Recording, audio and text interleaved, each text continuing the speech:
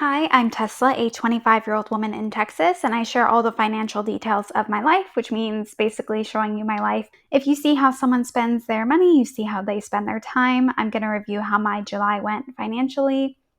This month felt all over the place. I skipped a huge work conference and brand launch that my team and I have been working on for a year because my great grandma died, so obviously I prioritized my family. I found out my dad, stepmom, and little brother are being evicted. There's a GoFundMe in the description if you'd like to just share the page. I decided it was necessary for my roommate to move out, so I'm no longer splitting the bills after August, which means I've been stressing out about pulling $800 out of my ass every month. It has been a very high stress, low reward month. I don't really feel like I can focus or budget. So let's see how that impacted me money wise. Starting off with credit card spending, this is going to look weird because there are some negatives and I can't fix them. So what happened is I went back through some previous months and I noticed it was a penny off in an older month. So then I fixed it in the older month, but then I messed it up here. And moral of the story is if you go back into February and you see like a penny is gone or something, just leave it. Just leave it, because if you move money around in past months, then I don't know how to fix it in other months.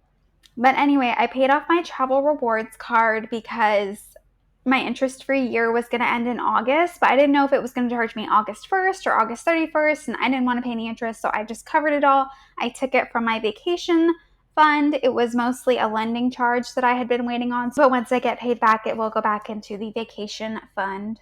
And then here it's also a negative that I don't know how to fix because I messed with it in older months, but I paid an extra $60.88 towards my cashback card.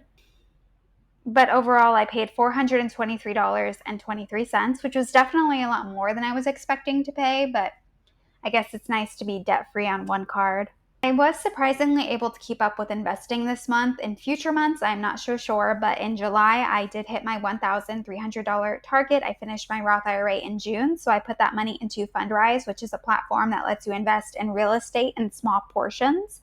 I'll have a link in the description if you're curious about it. Otherwise, it's my standard 401k and brokerage buys. I was so high stress that I didn't think I was going to be able to save anything, but I actually saved a little bit, $457.31. I graduated college in 2018. I got serious about saving even when I was on low income, like $30,000 a year. I was saving at least half my money because I sacrificed for so many years. And then this year I was like, this is the year where I'm going to spend and have fun and, indulge myself. And not that I really regret my experiences this year, but I do feel like maybe if I had continued cutting back, that not hitting my 620 a month goal, like I would have hit it maybe. Obviously, it's like I didn't know how this year was gonna turn out. I think the first six months of my year were like really successful in terms of saving, but I just think like maybe I should have just saved more because I don't know. This year, I definitely loosened the reins, but look where it's gotten me. I did not even hit my 620 a month savings goal, and things are getting rockier, and I just feel like maybe I should have prepared more. But I mean, it's okay. I did manage to save a little, and I am just going to choose to be positive about that. So what I ended up moving was $300 for my down payment fund because I eventually wanted to start saving for a different house, like way, way down the line. I only had $300 there. I wasn't contributing, so I just moved it to my month ahead fund. And then for my major repairs fund, I think I had like, I don't know, maybe $5,700 just about. It was overfunded because I really only wanted about 3 months worth of bills in that category. I spent about maybe 1,600 a month at most of the time. It was just overfunded, so I moved $668.70 also into month ahead. But month ahead, that put me pretty close to what my original goal was, so I readjusted the goal to $2,500 by the end of December because I always have to give myself bigger goals anytime I make any changes. Other than my month ahead, I just take care of my auto care, my dog's vet fund, and then my yoga membership. So it says here that I saved $614.74 than I thought I was going to. So even though I saved $457.31, it's also adding the negative amount I thought I wouldn't get to. So it's like adding that to bring me back to zero, and then on top of what I actually saved. Okay, so for my basic expenses, I think I'm just going to look at this sheet because not very exciting stuff happens there. There's not really any transactions we need to look at. So I thought I budgeted myself $210 for groceries, but I only spent $87.12. So I am under budget by $122.88. For transportation, I left town to visit my dad and help them out a little bit where I could with the eviction stuff going on. So I thought my transportation bill was going to be higher, especially because once my great grandma died, I didn't know if I was going to have to pay for those plane tickets. Luckily, my parents did. They were very generous to help me out with that. But I actually came under my transportation budget by $40.54. For personal care, gave myself 25, only spent 5 on eye drops, which I lost again because I really can't keep track of anything if it's not. I would lose my head if it wasn't on my body. So home care is weird because I budgeted myself $100. I spent $150, and that was on the housekeepers that I got on like the first day of the month. But it wasn't from July money. It was from June money that I got. And so I added a category here for rollover because I had $130 rollover, and that's mostly what really paid for the housekeepers that time. Because YNAB is really good and intuitive with rollovers, but Google Sheets are not. So like that's just an adjustment I think I'll have to make. That's how I handled that because I didn't want to exclude the spending just because most of it came from money I already had before. For pet care, my Chip has been staying with my mom, so I spent nothing on him. But I will go back to spending on him once he starts living with me again in September. For utilities, no surprise, I was freaking over by $26.96 because my internet bill was $37.94, and those assholes hiked it up to $83.44. And then I called them and they gave me a new rate for August, but they wouldn't reimburse me for the surprise hike. I also at the beginning of this year used to pay like $100 on electricity, and now it's nearly $400. Was like $330 on my last bill in July. And then I got home the other day and my roommate had it at 66 freaking degrees, even though we've talked about keeping it at like 70 to 72. And like she's not helping, the Texas power grid isn't helping. Not necessarily because of the amount that I went over my budget, but just because like why am I paying so much in freaking electricity? For lifestyle expenses, starting out with dining out, I'm pretty impressed with myself because I only went over budget by $23.39. I budgeted $227 and I spent $250.39. Even with grieving, traveling, stress, like I managed to cap it around $250, which is what I've been saying I wanted to put it at because there have been months when I've paid like $350, and that also included like a very fancy dinner I had before a concert. So I had like a really nice steak and some drinks, and that was most of it. That alone was like $63. So considering like one of the major purchases was for a memory that I'm gonna like always keep with me, yeah, I don't feel bad about this at all. I ended up going under on my appearance budget because I was planning on buying a bunch of apparel for the work conference, but since my grandma died, I did not go. I did not need to buy anything, so I thought I was going to end the month at $0.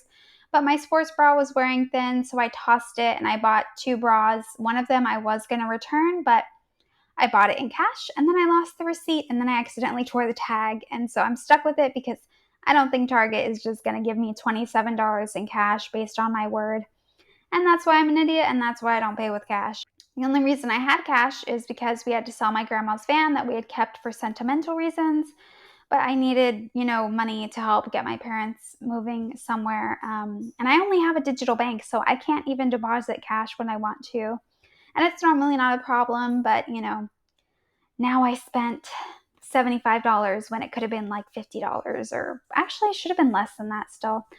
But I'm still technically under budget by $129.69. What did I do for fun money? If you see here, I did overspend on fun money by $88.11, which is no problem considering all the other areas that I underspent on. I thought I was going to spend $60, but I spent $148.11.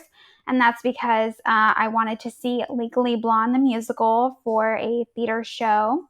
I got tickets for Nope for a friend and I, but that was the weekend I had to help my dad start packing up and stuff. So I just gave the tickets to them. I missed it, but they liked it. I did end up seeing it later with my mom, though, so it kind of worked out. At my yoga studio, I went to essential oils class just to kind of learn about them. And then they have this class where like they give you the keys to master your life or whatever. And I'm like not really expecting to get too much from it, but my life is all over the place. And so I just decided to go for it because I really need direction. At the end of June, I had actually done a ton of planning for the next of the year, which is hilarious because then my life went upside down and I feel like I can't even make plans because things in my life are just unsettled. So, you make a plan and God laughs kind of thing. For giving, I don't know why I thought I was going to give $300. I don't know where that came from, but I only gave away $59.54. Pretty much what I do every month is I just pick a random GoFundMe and I fund it. So hopefully that karma comes back to me and people donate to my dad's GoFundMe. Some of that money I also put into my dad's GoFundMe, but what I didn't know is GoFundMe charges a fee. So I wish I had just given that held that $25 directly instead of putting it through the campaign, because like now I'm going to get less money back for him. That's okay. The momentum has slowed on the GoFundMe and it's worrisome, but hopefully it'll pick back up again. Okay, so lending, I had budgeted $28. I came back negative $3.78, meaning like I got paid back and paid a little bit extra. So under budget there. I think that's how that works, that math works. And then you'll see here I'm a negative 129.11, and that is because when I went to the concert with my friend, we just used my card for everything, the dinners, drinks, t-shirts. Bowling for Soup was fun. They're kind of just like a silly, quirky little band. They had a opener called Cliff Diver, which was actually really great because I love discovering new music that way. It does not affect me negatively to have this money on my card because I don't get paid interest, so I'm just going to leave it there until I get paid back. I paid $46.97 in subscriptions because of Carbon Offset, YouTube Premium, and some phone storage, and then this miscellaneous negative $9.40, I swear that has something to do with what I did when I was moving around money in a previous month because it's the exact same of negative in my cashback card. Miscellaneous was when I bought a lottery ticket. I bought bubble wrap and like stickers for the garage sale. I still am like technically under budget for miscellaneous because I had put $38.03 for the budget, which is like a really strange number. I don't know how I came up with that number. But even when I do underspend in miscellaneous, it's normally is stuff that I need like for family or just for miscellaneous things. So it doesn't bug me even if I do go over in that category. So this is the summary for kind of how it shakes out. I made slightly more income than I would have thought. I invested exactly what I thought. I thought I would not do well in savings, but I got a little more than I thought. I paid more in debt than I thought, and I spent less on expenses than I thought. So overall, surprisingly, even though it didn't feel like a good month, I guess it was technically financially. And what is smart about this sheet is like, even though I'm over budget on savings and debt repayment, it still recognizes that it's a good thing to pay more on debt and save more. So it still shows as green. I'm going to go outside of YNAB to show you my net worth with this extra Google sheet I have because it does not include any money I have received through donations or other forms of fundraising for my family's RV. Because here in YNAB, even though it's like not income or anything, it still affects my net worth, whereas it's not included here. This says August 1st, but really it's all my numbers from July 31st, 2022. So my net worth for July was $107. $107. My net worth for July was $107,100. No, that's right. My net worth for August was $107,420. And that sounds like a big number, but most of it is really just my house. So like it's not actually impressive and I don't even feel like it really counts. When I looked at most of my investments accounts, they were recovering a little bit over the month of July, so that's nice. As you can see, my net worth has been like steadily going up. This is just the baseline of how much my house costs. I don't keep up with it on Zillow or whatever. I just keep it at the price that I bought it at. And then you can see my liabilities over time shrinking, except for when I refinanced, but slowly shrinking again.